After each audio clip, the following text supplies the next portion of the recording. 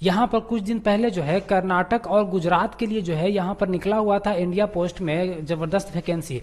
जैसे यहाँ पर देखिए गुजरात वालों के लिए जो है 1826 पदों के लिए यहाँ पर जो है वैकेंसी निकली हुई थी, और कर्नाटक वालों के लिए 2443 जो है पोस्ट यहाँ पर निकाली हुई थी, जो कि आज से लगभग 3 से 4 महीने पहले इसका ऑनलाइन प्रक्रिया जारी था और भरा रहा था फॉर्म, जिसका रिजल्ट जो है अब रिलीज कर दिया गया है। रिजल्ट जैसे ही रिलीज किया गया है उसके बाद रिलीज करने के बाद जो है अब जो है यहाँ पर बिहार वालों के लिए और महाराष्ट्र वालों के लिए नई वैकेंसी इंडिया पोस्ट में जारी किया गया है। बिहार वालों के लिए यहाँ पर देख सकते हैं 1940 पोस्ट और महाराष्ट्र वालों के लिए 2428 पोस्ट पर यहाँ पर आवेदन मांगे गए हैं। तो अब जो है बिहार और महाराष्ट्र वालों के लिए आवेदन की प्रक्रिया चालू हो गई है, आप भी ऑनलाइन कर सकते हैं।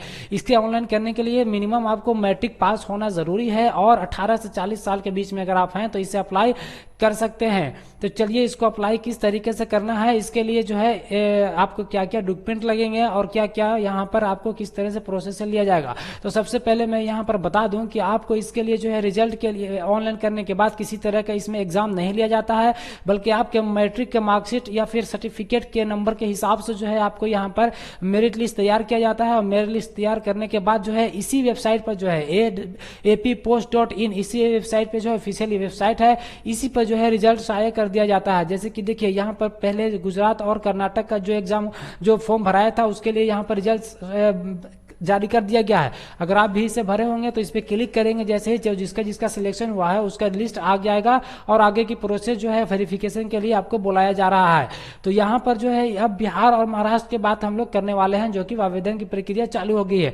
तो इसके लिए सबसे पहले जो है आपको यहाँ पर फर्स्ट स्टेज में क्या करना होगा कि यहाँ पर रजिस्ट्रेशन पे क्लिक करके, जैसे इस पे ले जाइएगा आप, यहाँ पर रजिस्ट्रेशन पे क्लिक करके आपको सबसे पहले रजिस्ट्रेशन न्यू रजिस्ट्रेशन करना होगा।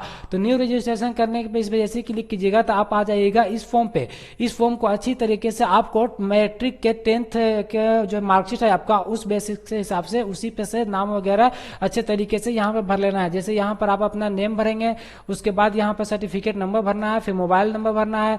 उसी तरह से आपको यहाँ पर आधार नंबर, ईमेल आईडी है तो दे सकते हैं, नहीं तो आप इसे छोड़ सकते हैं। यहाँ पर जो है आप डेट ऑफ बर्थ दे सकते हैं, यहाँ पर जेंडर मेल फीमेल दे सकते हैं। यहाँ पर जो है आप कैटेगरी में ओबीसी, जो भी आप कैटेगरी आते हैं चुन लीजिएगा। अगर ओबीसी आते हैं तो यहाँ पर ओबीसी चुन लीजिएगा। अगर आप ओबीसी चुनते हैं तो ये तीनों जो सेक्शन है ये छोड़ देना है, इसे नहीं भरना है।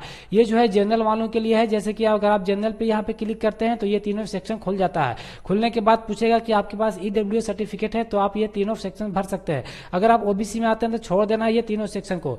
उसके बाद डिसेबिलिटी में आपको पूछेगा, तो आप अगर डिसेबिलिटी हैं या फिर आपके पास कुछ अपाहिज वगैरह हैं तो आप यहाँ पर यस कर दीजिएगा, और नहीं तो नो करके यहाँ पे छोड़ देना है। अगर नो कीजिएगा तो ये दोनों सेक्शन आपको छोड़ देना है। उसके बाद आ जाना है क्लास 10 पास। कहाँ से किए हैं तो यहाँ से आप बिहार सेलेक्ट कर लीजिएगा, बिहार से किए हैं तो बिहार सेलेक्ट कर लीजिएगा। उसके बाद जो है यहाँ पे पासिंग ईयर पूछेगा, पासिंग ईयर कुछ भी डाल दीजिएगा आप, जो भी पासिंग है। फिर पूछेगा कि आप साइकिल चलाना जानते हैं, इसमें यस या नो देना बहुत जरूरी है। तो साइकिल अगर जानते हैं तो यस, नहीं तो आप नो कीजिएगा। आप जो है यहाँ पे एम्प्लॉयड के बारे में पूछेगा, तो आप अगर एम्प्लॉयड हैं तो नहीं तो नो कर दीजिएगा। उसके बाद यहाँ से जो है कैप्चा यहाँ पे डाल करके ये चीज भर देना है, और यहाँ पे से प्रीव्यू करके ये सबमिट हो जाएगा। उसके बाद आपको एक मोबाइल पर रजिस्ट्रेशन नंबर मिल जाएगा, उस रजिस्ट्रेशन नंबर को ले लेना है, नोट कर लेना है।